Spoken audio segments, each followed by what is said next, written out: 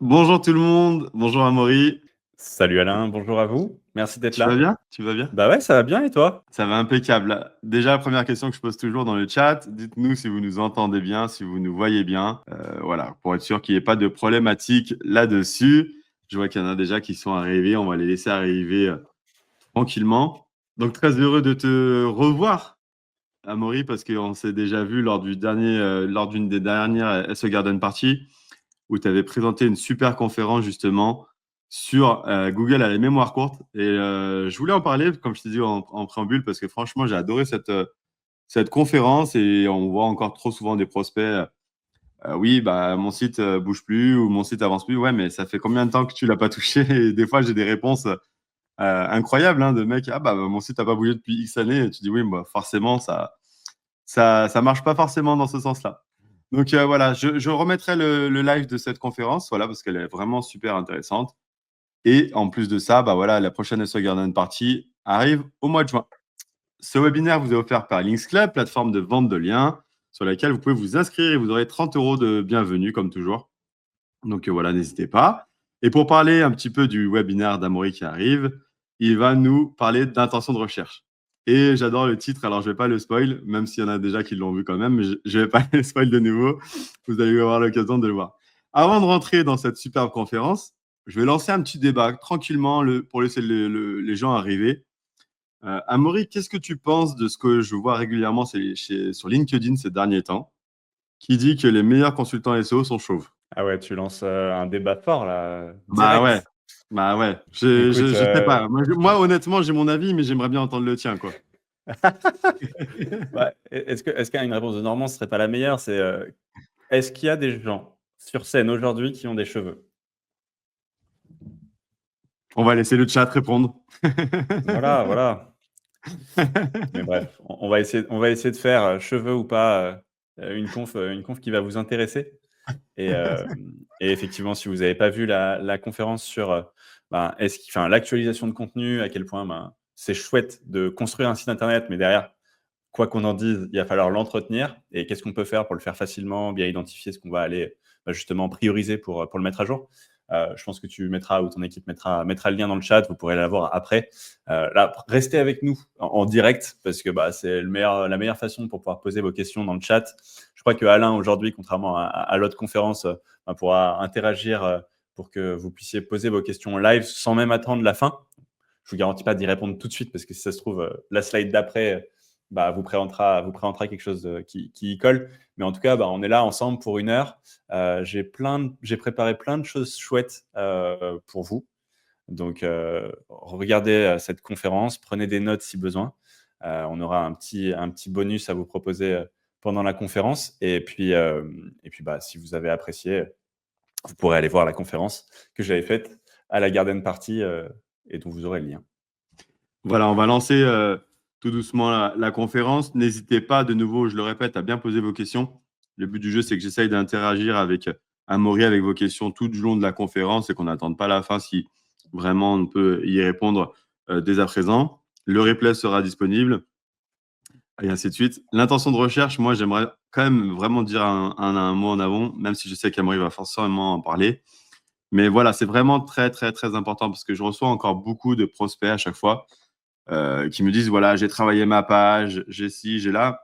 Mais la question en préambule, c'est vraiment justement d'avoir analysé cette intention de recherche. Parce que vous pouvez faire la meilleure page du monde, si l'intention de recherche n'est pas respectée, ça ne marchera pas. Et ça, Amaury va vous le démontrer par A plus B sans aucun souci que c'est exactement ça qu'il faut travailler demain. Je te passe la main, Amaury, tu peux y aller, te lancer, te présenter et nous présenter cette super conférence avec ce magnifique titre. Eh ben, effectivement, j'ai essayé de quand j'ai pensé intention, ça m'a fait, tout de suite penser à cette phrase-là: «Je jure solennellement que mes intentions sont mauvaises». Ma compagne, nous a fait, binge-watcher tous les Harry Potter. On est allé au studio et du coup, j'étais pas trop dans cet univers-là et en fait, j'y suis tombé. Et donc vous aurez la ref ou pas, et c'est pas trop gênant pour la suite, mais si vous avez la ref, ça m'a bien fait rire. Et j'ai demandé à l'IA du coup, de nous préparer une petite, présentation avec une baguette, hein, pour illustrer tout ça. Pour me présenter en quelques mots, je suis le fondateur de Serpentix. C'est un outil d'optimisation sémantique qui plus que juste vous proposer les bonnes expressions à intégrer dans vos contenus, ce qui est important, hein. J'ai fait plusieurs contenus sur ma chaîne YouTube SEO augmenté à ce sujet-là, mais c'est pas forcément le sujet de cette conférence-là. Plus que ça va vous aider à vous guider de A à Z sur la création du contenu parfait pour justement bien vous positionner sur Google maintenant et durablement. Et un des sujets, hein, c'est bien répondre à l'intention de recherche. Et c'est un sujet que j'aime particulièrement parce que de base, je suis pas forcément très littéraire. C'est pas un sujet qui me passionne, hein. J'ai fait mes classes prépa scientifiques et une école d'ingénieur à Centrale Paris, donc je suis plutôt du côté mathématique. Mais pour autant, ben, pour faire du bon SEO, il faut souvent du bon contenu. Et n'ayant pas une plume aiguisée, je me suis dit que j'allais créer l'outil parfait pour me guider de A à Z sur le sujet. Ouais, c'est la carte du maraudeur, Frédéric. C'est important de préciser, effectivement. Et du coup, donc voilà. Aujourd'hui, on va voir ce que c'est que l'intention et je vous emmène avec moi. Donc, là, j'ai effectivement essayé de garder le chat à côté de moi, mais si je vois pas les questions, je pense qu'Alain pourra m'interrompre. T'inquiète, je m'en occupe, Et ouais, Maury, pas de souci. trop bien. Déjà, hein, l'intention de recherche, c'est important, hein, sinon on aurait tous gagné 1 heure aujourd'hui. C'est important pour se positionner maintenant et c'est important pour le rester durablement. Et concrètement, si on devait résumer, si vous devez garder qu'une seule chose de pourquoi l'intention est importante, c'est qu'on a tous des vies très chargées et in fine, faire une recherche sur Google, c'est parce que on a envie d'avoir un résultat concret. On a déjà quelque chose en tête, on sait qu'on veut avoir une réponse. Et donc, si on fait l'effort de faire la recherche dans ce petit bandeau, hein, qui soit là, ou n'importe quelle autre forme que vous pouvez avoir sur votre mobile ou autre, c'est parce qu'on attend quelque chose en particulier.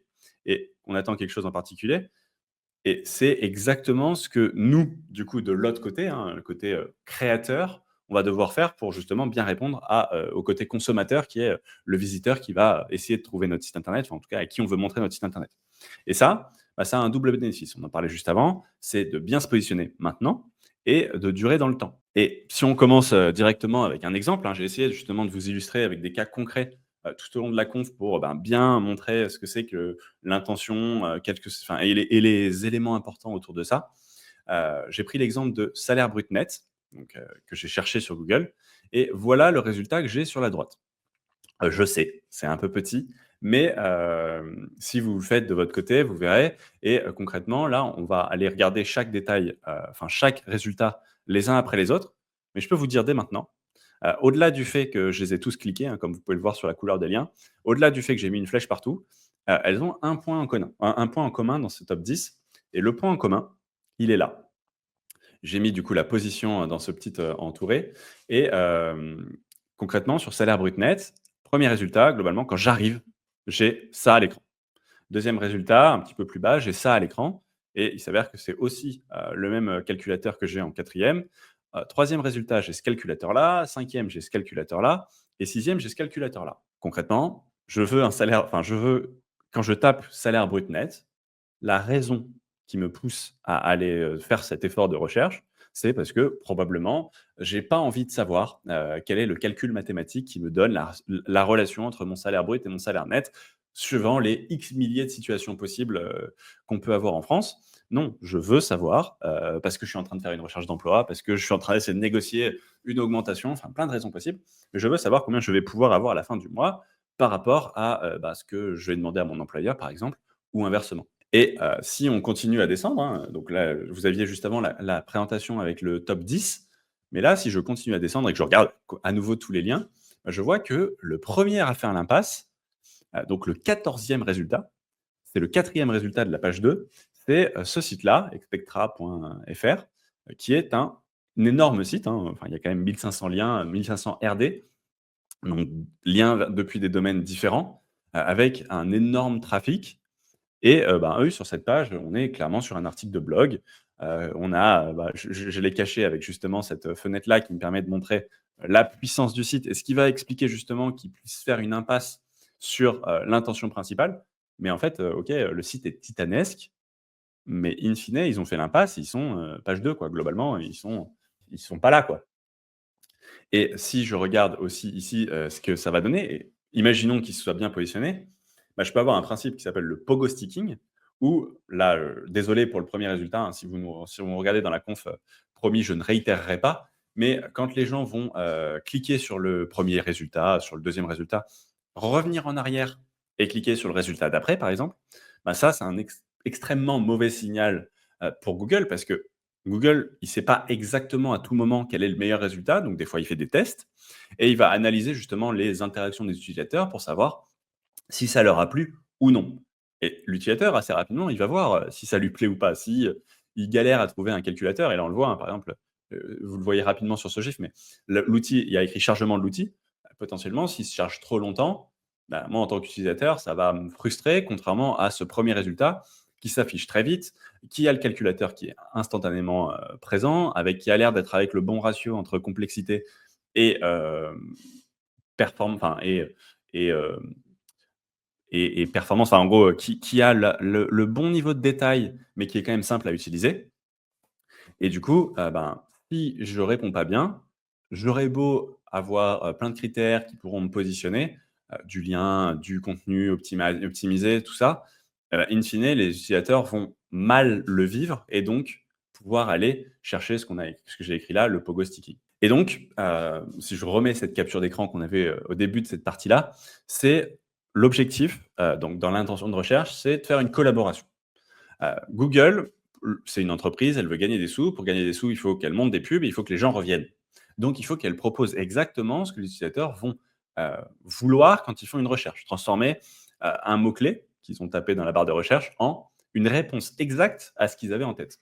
Et là, l'idée, c'est que nous, notre travail, c'est d'être capable de comprendre ce que l'utilisateur a exactement derrière la tête quand il fait n'importe quelle recherche qui peut être cohérent entre ce que les gens cherchent déjà et ce qui est utile pour justement le développement de votre entreprise.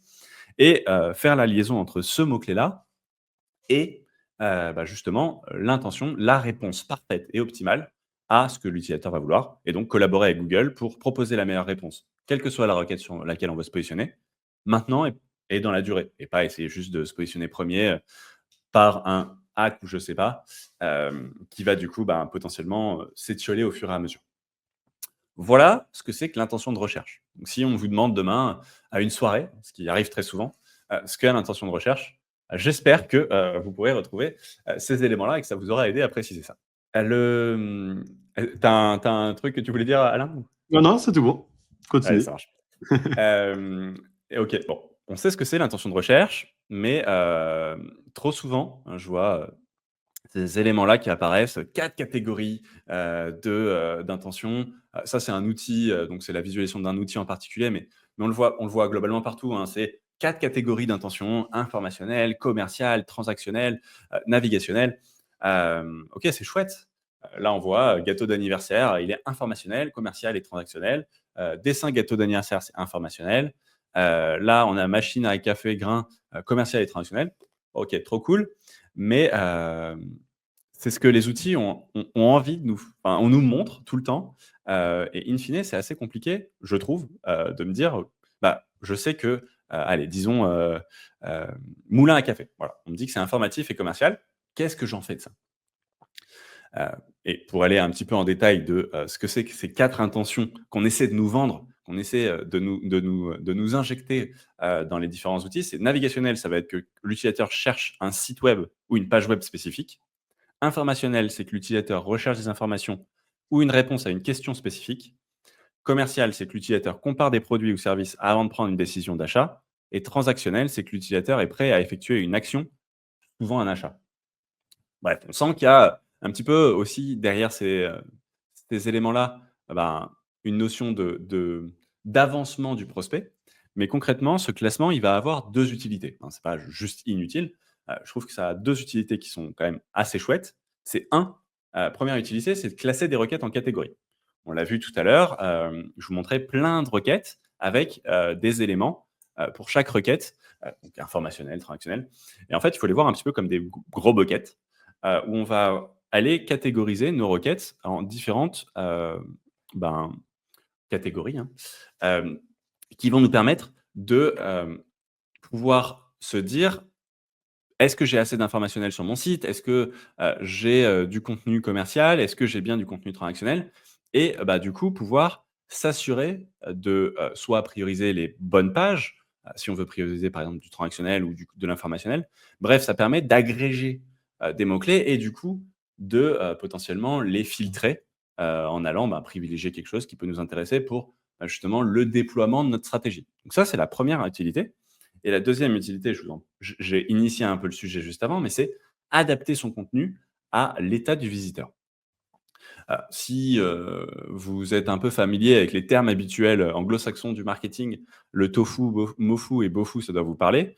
Mais concrètement, le tofu, mofu et bofu, c'est le top of the funnel, le middle of the funnel et le bottom of the funnel. Donc, il faut voir l'avancée d'un prospect dans la relation qu'il va avoir avec votre entreprise comme un entonnoir. Au début, globalement, il ne vous connaît pas. Il ne sait peut-être même pas qu'il a un problème. Et plus ça va aller, plus il va devenir conscient de son problème, plus il va devenir conscient des solutions qui existent, de votre entreprise, de votre solution en particulier, et in fine, il va payer à la fin, quoi. Et ces 4 grandes catégories d'intentions vont avoir pour utilité potentiellement et facilement orienter le niveau de connaissance ou en tout cas le niveau de chaleur, d'intensité émotionnelle que le prospect va avoir avec nous, et donc de pouvoir transmettre ça ou en tout cas euh, intégrer ça dans notre contenu pour avoir un contenu qui parle au bon moment au prospect.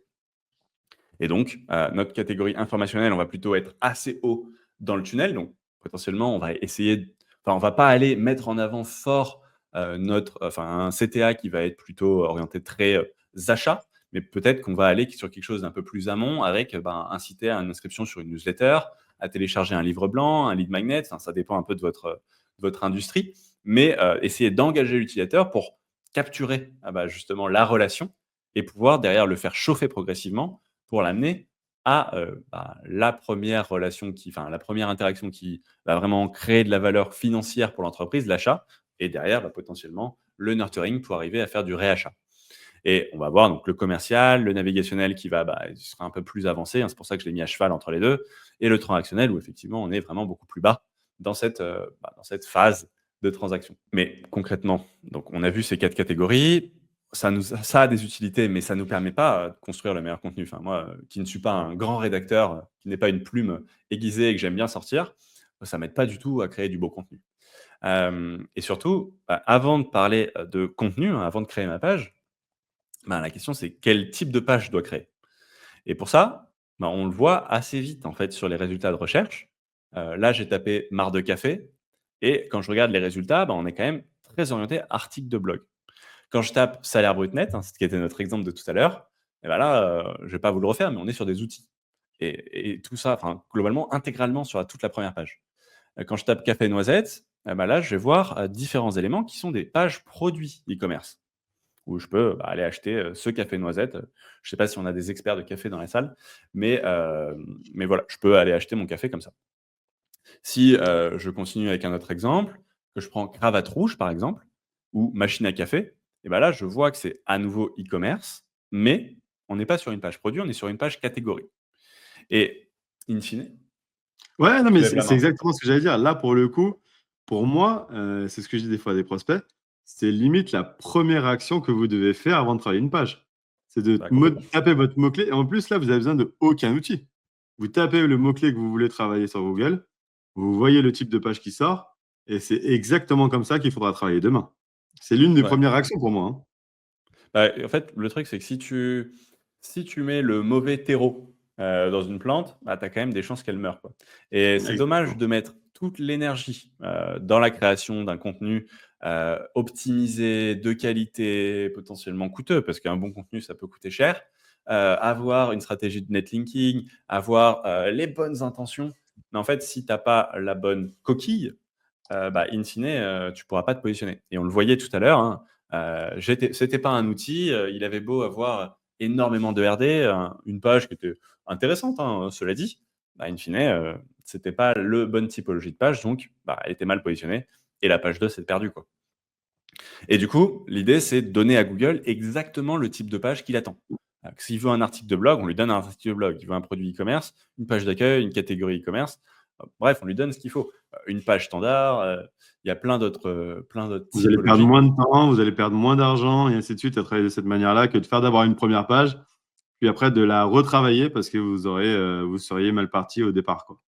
Ouais, complètement. Et si tu, par exemple, j'ai des exemples de clients qui veulent se positionner sur des mots-clés e-commerce, mais avec une page de blog, par exemple. Bah, ça va être compliqué si main enfin, ça et en fait, ça peut même évoluer dans le temps. Si Google a identifié qu'il veut positionner des pages produits e-commerce et que vous lui donnez autre chose, bah, ça va être très compliqué et même ce qu'on voit souvent en e-commerce, c'est qu'il parle pas mal de catégories et bah, du coup, si on lui donne une page produit, potentiellement, ça va être plus complexe. Pour savoir, comment faire, bah, ça Google, en partie, va nous le dire. On a, plusieurs façons de faire. Donc, il y a généralement sur les résultats, une partie autres questions avec, bah, justement des éléments qui vont nous permettre d'avoir des indices de ce qui est attendu. Il y a ce que j'aime bien regarder, c'est la liste des, typologies de recherche que Google nous propose et en fait, cette liste-là, je ne sais pas si vous avez déjà fait attention, mais elle est jamais dans le même ordre. Et du coup, c'est en fonction de l'ordre des éléments, ça nous permet de savoir, bah, si on penche plutôt sur du e-commerce, si on penche plutôt sur, du local, si on penche plutôt sur de l'actualité, de l'article. Bref, ça va nous donner aussi énormément d'indices sur la typologie de page. Évidemment, les résultats de recherche. Là, on le voit, hein, c'était sur l'exemple café noisette. Bah, en fait, quand j'ai cet élément-là, ça, c'est des résultats enrichis de schémas, enfin les schemas. Mais en fait, ça, c'est typiquement le signe d'un contenu produit e-commerce. Parce que là, j'ai ce produit-là, il est en stock, il coûte tant, il est apprécié à tel niveau par les utilisateurs. Sa description, si je vais dessus, je peux l'acheter direct. Ça n'aurait pas été le cas sur une catégorie e-commerce qu'on voyait juste avant avec ma fameuse cravate rouge. Et après, bah, je peux aller voir chaque page, regarder ce que ça donne et voir bah, justement concrètement quel type de page Google a présenté. Et là, on le voit ici, le premier résultat, il peut être hybride. Je reprends mon premier résultat sur la partie, salaire brut net. On avait outils, OK. Donc si je ce que je vous ai montré, hein, c'était juste cette grosse partie rouge. Mais en fait, si je regarde toute la page qu'on voit à droite, bah, j'ai énormément de contenu.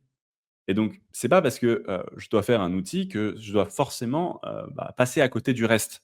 Je peux avoir du contenu textuel, je peux avoir du contenu, média, hein, que ce soit de l'image, de la vidéo. Mais on voit que là, j'ai quand même un contenu qui est quand même très, enfin, qui est là avec, les éléments qui sont importants, hein, globalement, tout ce qu'il va falloir pour, négocier ton salaire. Bref, il répond parfaitement à l'intention en typologie et en intention et ça, on va le voir juste après. Ça, c'est une Alors, tiens, capture d'écran, je question, trouve ça Amaury. pratique. Ouais. Tiens, question. Par rapport à cette partie hybride, justement. Euh, Quand on conseille, généralement, on est plusieurs à faire ça, à conseiller aux prospects e-commerce, généralement, de mettre du contenu sur les pages catégories. Généralement, ils le font plutôt à la fin, ce qui est plutôt pertinent. Mais selon les CMS ou autres, ça peut arriver qu'on ait le contenu qui soit plutôt en début de page. Est-ce que on prend un risque, parce que moi j'ai l'impression d'avoir vu ça, mais j'aimerais bien avoir ton avis justement là-dessus. Est-ce qu'on prend un risque que Google, du coup, considère cette page plutôt comme informationnelle plutôt que comme une page commerciale catégorie, quoi?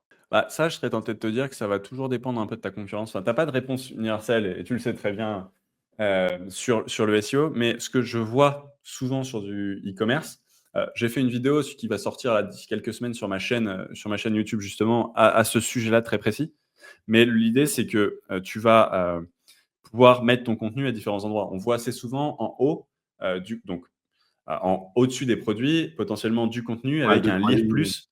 Ouais, tu as 3 lignes et lire plus, c'est potentiellement quelque chose qui va être assez long, qui potentiellement ne va pas se déplier complètement, mais qui va se déplier en partie et que tu vas pouvoir scroller à l'intérieur d'un encart. Et après, potentiellement, du contenu un peu plus long.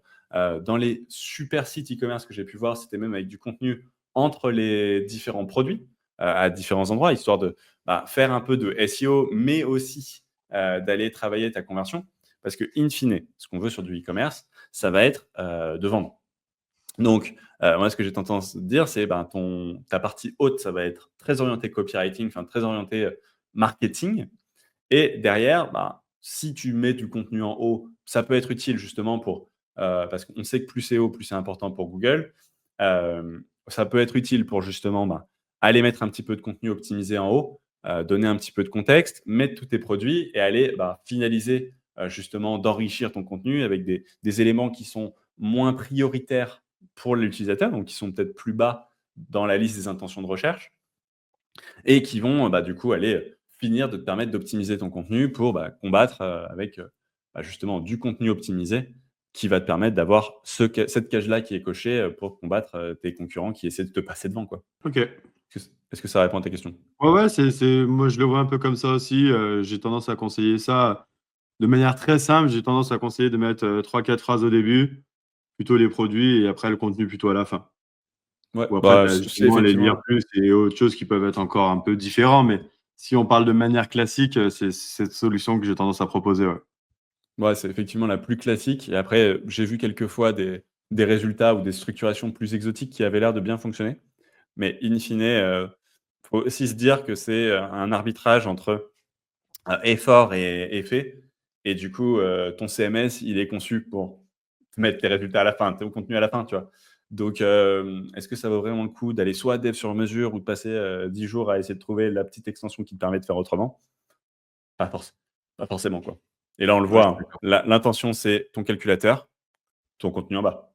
C'est un peu le même principe, quoi. Ouais, c'est ça, c'est ça. OK.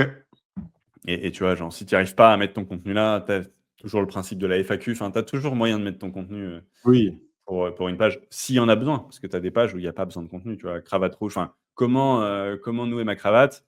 Bah, parce que généralement, tu vas avoir de la vidéo et je sais qu'il y a un résultat, par exemple, quand j'avais regardé, qui était bien positionné et c'était une liste de vidéos avec les différents types de nœuds, tu vois? Donc, c'est toujours aussi, un combien il va falloir de contenu et c'est, c'est aussi là que tu vas pouvoir le voir. Là, on regarde sur la capture d'écran sur Serpentix de ce fameux salaire brut net. On voit que mon premier résultat, il a un super score.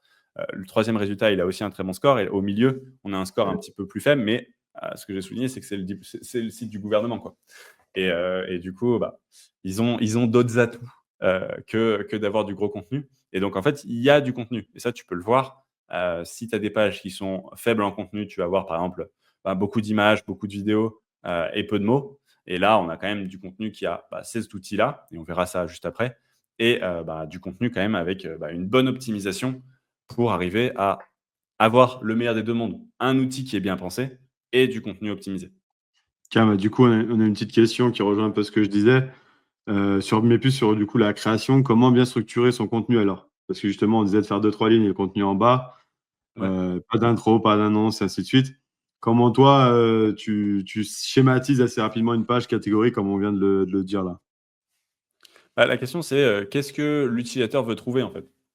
Et est-ce qu'il a envie qu'on lui explique, ce que c'est que du marc de café quand il arrive sur la page marc de café? Pas forcément ou alors, café noisette ou voilà, c'est pas un bon exemple parce que c'est une page produit, mais si je veux trouver, qu'est-ce que j'avais comme page Machine à catégorie? café? Voilà, machine à café. Si je veux tomber sur une machine à café, je suis pas en train de me demander quels sont les avantages des différentes machines à café. Donc en fait, in fine, comme je le disais tout à l'heure, enfin, comme je le disais tout à l'heure, c'est ma liste de machines à café, des propositions potentiellement un peu structuré pour aider le lecteur à aller, à faire un choix parce que ça, c'est toujours compliqué. On sait que, le choix peut paralyser, la décision et donc, l'annuler ou en tout cas la refroidir et donc vraiment structurer une aide à la décision pour, aider à choisir un produit, lui en proposer plusieurs pour lui permettre de choisir plutôt que de se dire: «OK, je veux celui-là où je m'en vais». Mais donc non, c'est plutôt lequel m'intéresse et derrière après, potentiellement, lui donner un peu d'éléments sur: «OK, mais comment bien choisir sa machine à café?» et cetera. Je pense qu'il y a pas de plan universel, mais pour autant, on n'est pas dans une, disserte de philo, où on va présenter, nos 3 parties, en disant: «Alors, aujourd'hui, je vous écris pour vous dire» non, c'est en fait, avec l'avènement des TikTok et autres, et puis juste le temps, l'attention réduit et le temps s'accélère. On veut que ça soit efficace. Qu'est-ce que les gens se posent? Et on verra juste après, l'intention de recherche. En fait, c'est quels sont les objectifs et les questions des gens et comment je fais pour y répondre au mieux? S'ils veulent, une liste de machines à café, je leur donne leur liste de machines à café. S'ils ont d'autres questions, je leur donne des réponses à ces autres questions. Mais c'est voilà globalement le cadre dans lequel j'essaie de structurer mon contenu. Ouais, c'est ça, même je dirais même pyramide inversée, le plus important d'abord et puis, après, ce qui a de moins en moins de valeur, au fur et à mesure et oui, potentiellement même ce qui a de moins de valeur, peut-être que ça vaut pas le coup d'être sur la page, quoi. Et du coup, on le voit ici, donc on avait le score des différents concurrents, on a ici les détails des expressions à intégrer et ici on a la répartition justement donc j'ai cliqué sur voir la heatmap ici, ce qui me montre, pour les différents mots, pour le premier résultat et le troisième résultat qui sont ceux qui nous intéressaient tout à l'heure, en fait, ils vont justement bien intégrer les mots importants pour le positionnement et ce qui va nous aider derrière de savoir, OK, sur Brut, il faut que je le mette entre 9 et 47 fois. Ça me donne une petite plage parce que les concurrents l'ont mis globalement dans cette plage-là. Et ce qui va me permettre de guider mon contenu au-delà d'avoir justement le bon outil. Et c'est la transition avec le bon outil. En fait, OK, on savait que optimiser son contenu, ça peut être laborieux. Créer du bon contenu, ça peut être laborieux, hein. On a des outils comme Serpentix qui permettent de le faire très, très bien et qui permettent d'avoir de bons résultats sur son positionnement. Mais là, on avait l'exemple d'un outil. Mais en fait, là, j'ai pris la capture d'écran de l'intégralité de ma discussion avec ChatGPT, hein, donc un travail d'orfèvre extrêmement, extrêmement compliqué. Je lui ai dit ça. Créer un petit formulaire HTML et JavaScript qui permet de convertir le salaire brut en net et inversement, que je puisse facilement intégrer dans mon article WordPress. Permet de renseigner les différents éléments pour les calculer. Je lui ai donné 10 secondes et il m'a donné un bout de code HTML avec un bouton copier. À la base, je l'avais mis sur un truc qui me permet une sandbox où je peux juste copier mon code et ça l'affiche directement, même si je modifie en temps réel. Et ça me donne ça, en fait. Vous le voyez en GIF. Franchement, c'est chouette, quoi. Après, il faudrait vérifier plein de trucs, si c'est effectivement les bons calculs, si je pense qu'on pourrait l'enrichir à plein de niveaux. Mais en à peu près 5 secondes, j'ai du code HTML qui me permet d'avoir un outil. Et si on se rappelle d'un des exemples que je vous montrais, je crois que c'était le 5e, OK, il était sur fond noir, dark mode, mais on n'était pas très, très loin de ça. Donc si je mets ça en haut, en fait, je gagne énormément de points en plus d'avoir un bon contenu. Et Et encore une fois, le visuel, c'est subjectif. Là, le ouais, but du jeu, c'est que tu lui apportes la réponse. Que le calculateur soit comme exactement. ça ou en argent ou en doré, c'est pas ça qui va faire une différence sur le résultat et même sur l'utilisation des utilisateurs. Complètement. Et du coup, tu vois, là, j'ai fait un petit gif parce que, OK, le sandbox, c'est chouette, mais est-ce que ça marche vraiment sur WordPress? En fait, j'ai mis un bloc code, comme vous pouvez le voir sur le gif, HTML personnalisé. J'ai collé le texte, je l'ai enregistré en brouillon et j'ai prévisualisé et on voit que, en fait, juste ça fonctionne, quoi.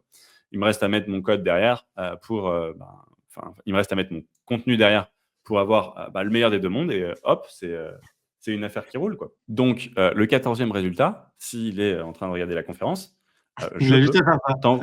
je peux t'envoyer le code HTML si tu veux, euh, pour l'intégrer sur ton article. Et concrètement, donc, on a vu comment on pouvait faire pour savoir le type de page qu'on devait créer. Je sais que c'est extrêmement important et ça me saoule d'aller chercher à chaque fois sur mes résultats. Donc, je l'ai intégré dans Serpentix. On le voit ici, hein, globalement, même résultat, un salaire brut net. Quand je regarde l'intention, premier résultat, il me dit intention, c'est un outil. Et si je veux savoir pourquoi il me dit ça, parce que des fois, il peut y avoir une typologie de page différente qui est présentée sur une même SERP. Là, on voit que quand il me montre les 10 résultats, c'est tous des outils. Mais potentiellement, s'il y a des résultats, s'il y a des types de pages différents, lui, il va essayer d'estimer quel est le type de page qui se positionne le mieux. Si, par exemple, il y a X premiers qui sont une catégorie e-commerce, mais quelques hommes ou quelques produits e-commerce dans le lot, il va essayer de vous orienter sur ce qui a le plus de chances. Ce qui ne veut pas vous dire que dans ce cas-là où il y a des résultats hybrides, qu'il faut nécessairement faire ce type de page-là, mais que ça vous permet de maximiser vos chances d'avoir le bon terreau, la bonne coquille pour valoriser votre contenu et avoir que vos résultats, que vos efforts apportent les meilleurs résultats possibles. Et on a du coup les différents types de pages qui sont présentés ici, du produit e-commerce, de l'outil, de la catégorie e-commerce.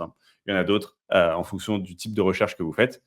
Et ce qui me permet de vous dire que pour célébrer ce moment et l'invitation de Lynx Club, j'ai une promo que je vous offre aujourd'hui. Si vous utilisez le code LynxClub2505, vous aurez 20% sur votre première période de tous les abonnements pour les nouveaux clients jusqu'à dimanche. Donc ne tardez pas. Et on le remettra à la fin de la présentation. Mais si vous voulez, vous pouvez déjà capturer ce QR code ou vous rendre sur cette adresse-là. Et je pense que vous allez Copie mettre l'URL dans le chat directement, hein. Si tu ou Alors, envoie-la moi et je la mets. sur la présentation, je ne l'ai pas. Mais attends, je vais le noter tout de suite. Serpentix. Très bon outil, le temps que Amaury cherche. Très bon outil que nous utilisons en interne. J'ai même Emmanuel qui est un fervent supporter de cet outil et qui le vend à différents de nos prospects. Voilà, donc c'est un outil qui va vous permettre vraiment de faire beaucoup de choses et de travailler vos pages. Encore une fois, travailler vos pages tout seul sans regarder tout ce qui se passe autour, tout l'univers qui se passe autour, c'est complexe. Là, avec cet outil, vous allez pouvoir justement savoir qu'est-ce qui se passe au sein des concurrents, comment ils vont travailler, quels mots-clés ils vont utiliser, et ainsi de suite. Et c'est ça qui va vous permettre de travailler votre page correctement pour justement après aller concurrencer ces gens-là sur les premières pages de Google. Ouais, exactement. Et normalement, je vous avais repartagé le Ouais, lien, c'est donc vous arrivé, avez qu'à cliquer il est dessus. arrivé, parfait. Top, merci. Donc voilà, si vous voulez tester ça, vous pouvez clairement aller là-dessus, vous avez tous les détails et juste, si vous voulez en profiter, ne tardez pas parce que dimanche, ça arrive vite. Alors, attends, regarde, avant de passer à autre chose, sur la question d'avant, sur la slide d'avant, pardon, on a la question à l'envers. Mais du coup, si je fais un outil pour une SERP qui n'en a pas, c'est plus sexy pour Google. Alors, bonne question. Là, je te laisse la main sur ça. Si je te dis machine à café et que tu me fais si j'ai bien compris la question, mais et que tu me fais un plugin ou un outil, qui, n'apporte pas vraiment d'utilité parce que je suis en train d'essayer d'acheter une machine à café.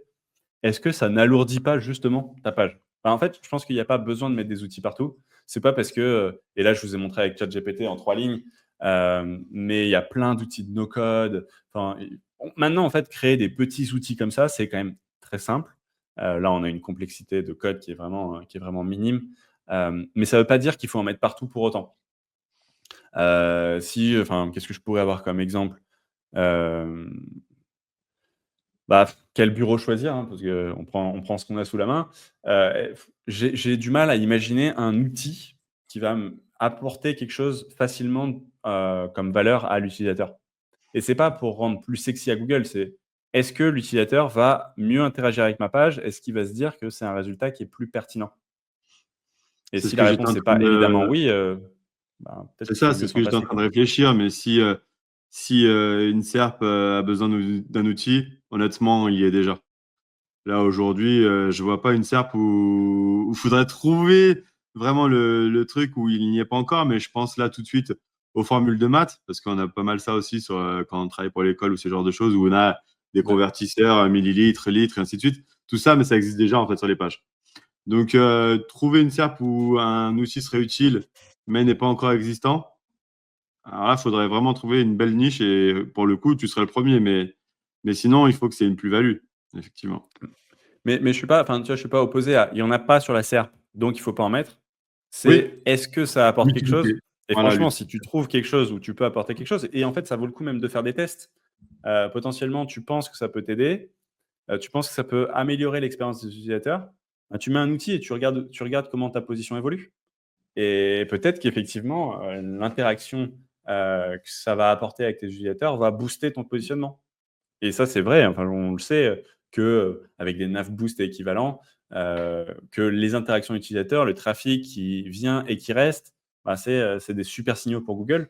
Donc, si tu arrives à trouver ça, bingo et c'est tout ce qu'on te Ouais. souhaite. Et du coup, ça me fait la suite de OK, mais donc on a parlé de typologie de page. Maintenant qu'on a la bonne coquille, OK, mais il faut, donner, les bons éléments dans la coquille. Il faut, donner, les bonnes réponses à l'utilisateur. Pour ça, on va avoir 3 façons de faire. Premièrement, c'est la façon, galérien ou laborieuse ou minimaliste, qui va être de, étudier les Google et la concurrence. Hein, globalement, ce qu'on a fait, comment j'ai ouvert la conférence avec mon premier résultat de recherche, je clique partout et je vais lire chaque concurrent. C'est, fastidieux, long. Je sais que, justement dans les études de cas que j'ai sur Serpentic, c'est, évidemment pour ça que mes clients utilisent ça et notamment des agences qui leur permettent de gagner du temps, de passer d'une journée pour faire un gros brief à quelques, minutes, heures et du coup, on peut aller sur Google et regarder toutes ces pages. Je prends des notes, je me fais mon plan, je regarde les requêtes qui sont suggérées. Donc quand vous tapez, votre requête, généralement, il essaie de suggérer la suite. Ça peut être une façon, d'aller s'interroger sur qu'est-ce qui pourrait être intéressant à intégrer. Regardez les autres questions. Je les ai montrées aussi tout à l'heure dans les slides, mais quelles sont les questions, que Google va proposer pour enrichir justement, la page de recherche qu'il est en train de monter actuellement. Tout ça et avec, grosse préférence quand même pour aller regarder ce que les concurrents font. C'est une façon de savoir quelles sont les intentions, présentées et répondues dans la SERP. Deuxième façon, ça va être de demander à l'IA. Je l'ai pas mis, hein, mais ça va être de réfléchir, mais on va dire que c'est la 1,5. 2e solution, ça va être de demander à l'IA et ça peut nous permettre d'avoir une piste de possibilités. Mais le problème avec ça, c'est que généralement, en fait, on n'a pas nourri l'IA avec les résultats qui sont positionnés. Parce que aller copier-coller soi-même tous les résultats dans un chat GPT ou équivalent, hein, quelle que soit l'IA de votre préférence, c'est quand même ultra laborieux. Il y a quelques outils qui essaient de faire ça, mais ça reste compliqué. Donc, elle va souvent, hein, et ce qu'on voit là, ce que je vous avais montré avec le prompt que j'ai fait juste avant, réfléchir hors sol. Et donc, ça veut dire avoir des intentions qui peuvent être intéressantes, qui peuvent enrichir justement la première étape, mais qui vont être quand même potentiellement assez décorrélées de la réalité de Google. Et donc ça peut être aussi un bon enrichissement pour cette partie-là, où ça va vous aider à trouver potentiellement des intentions qui existent, peut-être retrouver des nouvelles. Et c'est un peu le lien avec la question qu'on avait juste avant de: «OK, mais est-ce que je peux pas essayer de tenter quelque chose de je l'ai pas il y a pas sur Google, mais moi je pense que c'est pertinent et je sais de répondre à cette intention-là et je vois si, Google me et les utilisateurs le valorisent». Et sinon, il y a la troisième façon, c'est d'utiliser un outil qui va faire, le meilleur des 2 mondes pour vous et donc aller chercher justement, de par l'analyse qu'il va faire en récupérant tous les résultats de recherche, en analysant individuellement qu'est-ce qui explique qu'ils sont bien positionnés et qu'est-ce qui sont mal positionnés, et vous donner justement le résultat de, dans l'onglet intention, lui demander, de faire, une analyse qui va me permettre d'avoir la liste, des questions et des objectifs qui se posent, hein. Donc pour reprendre notre exemple fil rouge, salaire brut net, calcul du salaire net à partir du salaire brut, comprendre la différence entre les 2. Et donc là, par exemple, première intention, là, on est clairement sur l'outil. Comprendre la différence, ça va être peut-être un peu plus textuel, on peut avoir peut-être de l'infographie. Calcul du salaire net selon les différents statuts. Et ça, on le voit que par exemple, le site du gouvernement le fait très bien, alors que les premiers le font moins bien.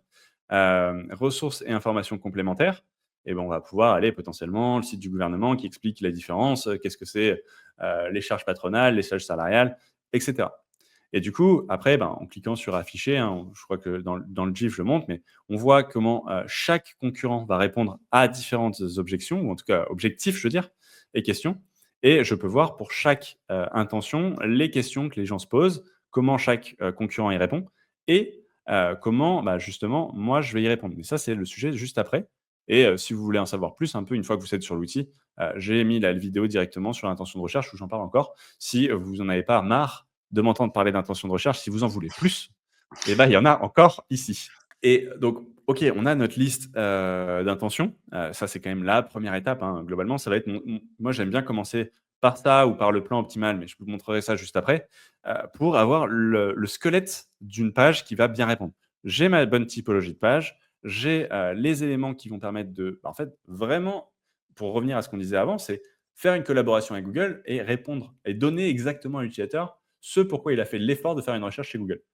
Et une fois que j'ai mon squelette, je vais créer mon plan et ça va me permettre d'avoir le contenu parfait pour y répondre justement à ces intentions et essayer de dépasser mes concurrents dans la mise en ligne dans les semaines qui vont suivre et essayer d'y rester. Parce que ces petits filous de concurrents, ils vont essayer de me doubler. Donc, première étape, j'identifie mes intentions, je rédige mon plan.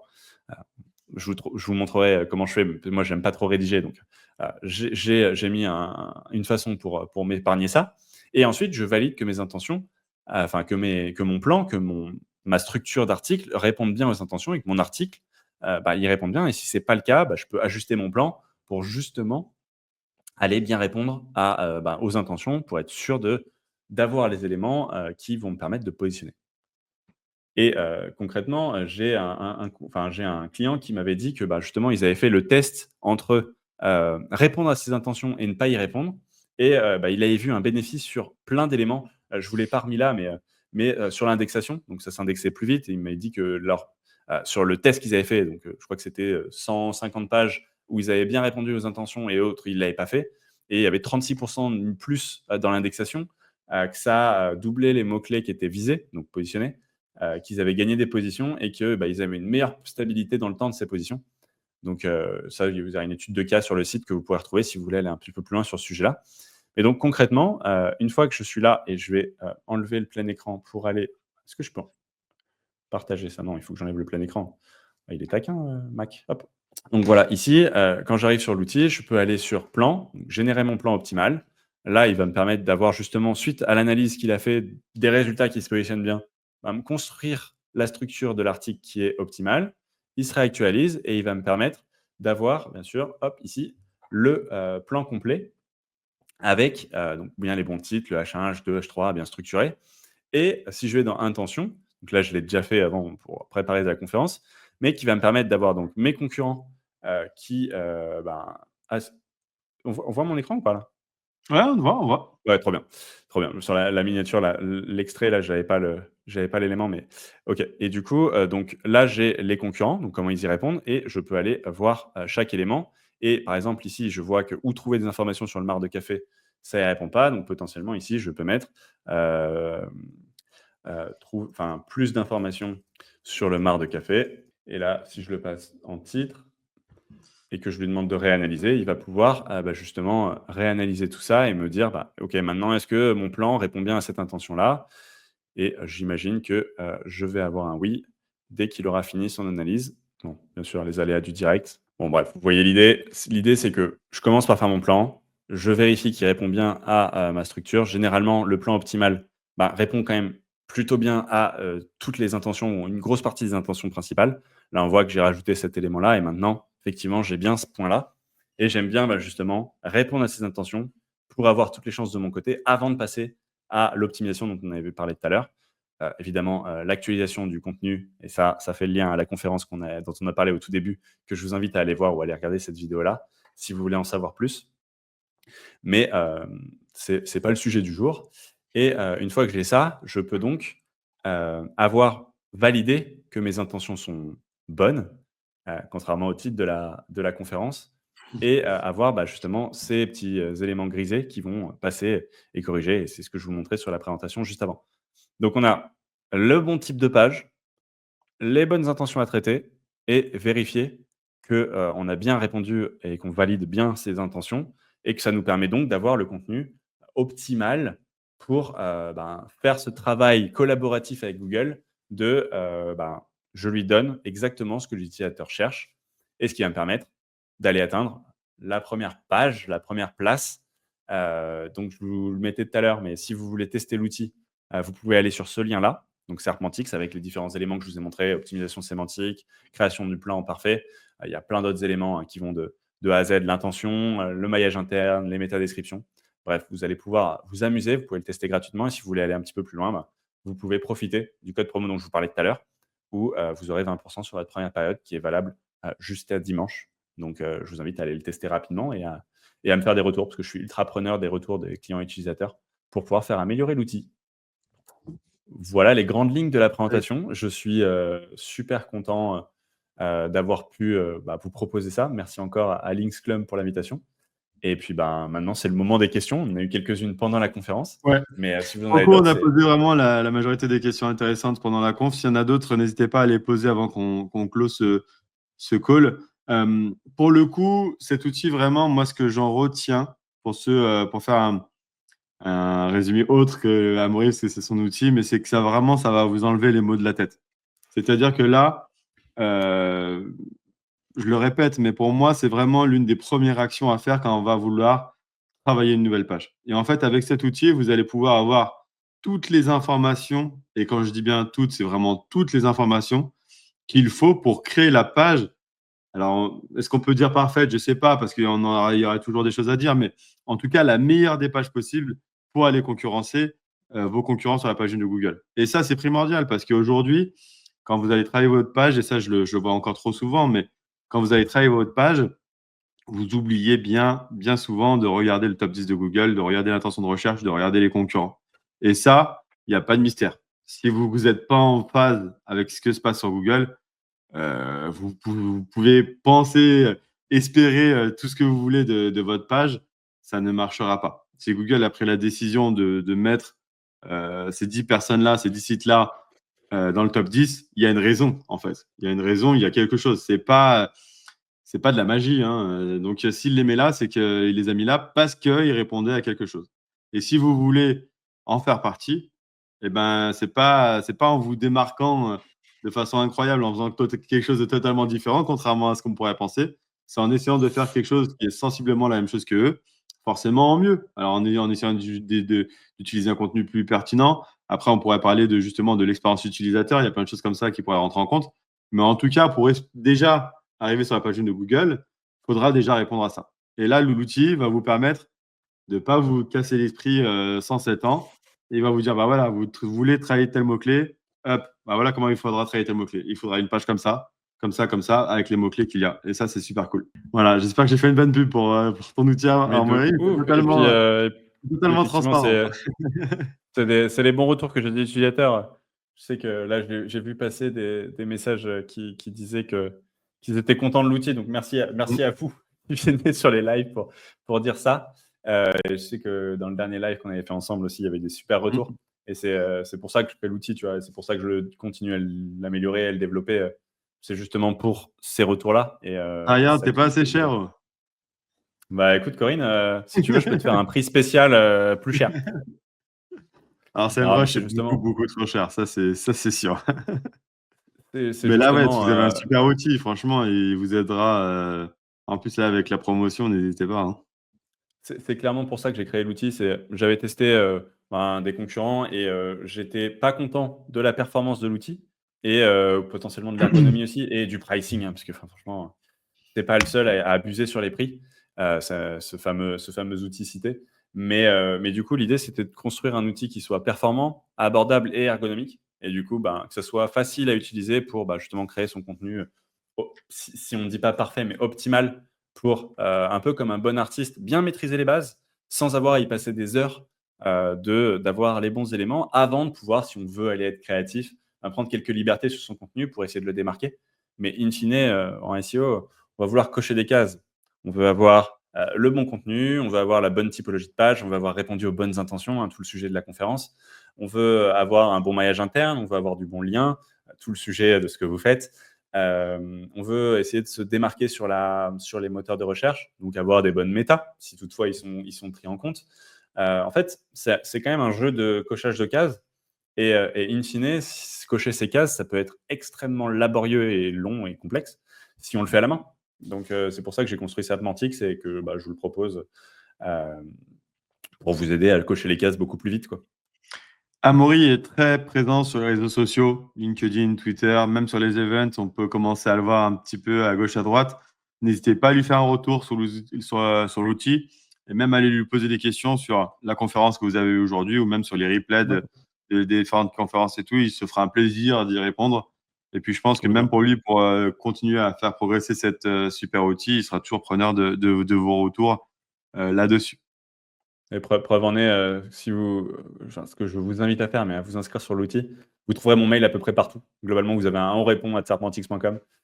Plus que même les réseaux, vous m'envoyez un petit mail et mon équipe ou moi, on vous répond pour justement soit vous débloquer sur l'outil, soit effectivement, si vous voulez aller plus loin sur la conf. J'ai plein de sujets sur la chaîne YouTube que j'ai lancée cette année, justement, qui plaisent bien et sur lesquels vous pourrez aller un peu plus loin sur les différents sujets SEO. Alors, in fine, Maury, je sais que tu aimes bien ce mot-là. Du coup, je vais te clôturer cette super conférence et te remercier une nouvelle fois d'avoir été avec nous parmi nous. Et le replay sera disponible très rapidement pour toutes les personnes inscrites. Voilà, vous étiez encore bien nombreux en live. On était plus de 100 en live aujourd'hui. Maury, tu vois, dont on en parlait tout à l'heure. Donc, c'est quand même super Trop sympa. chouette. Pour les prochains, voilà, n'hésitez pas, encore une fois, comme je disais, à venir nous proposer des webinaires, à venir nous proposer des vidéos pour le SEO Garden Party, ce genre de choses. On est preneur de nouvelles idées. Nous, le but du jeu de ces vidéos-là, c'est de mettre des gens en avant, avec qui on s'entend bien, avec qui on a l'habitude de collaborer aussi, ça c'est quand même important, et de vous proposer en termes de sujets. Là, vous voyez, on est 100 personnes en live encore aujourd'hui. Il n'y a pas beaucoup de salles en live qui peuvent vous offrir ce genre de choses. Donc, en plus de ça, ça vous fait une visibilité qui est super intéressante. Et pareil sur les SEO Garden Party qui vont arriver. Merci beaucoup, Amaury. Je te dis à bientôt. Merci à vous pour l'invitation et puis à très vite et bonne journée à tous. Bonne journée tout le monde, bon appétit et à bientôt. Ciao.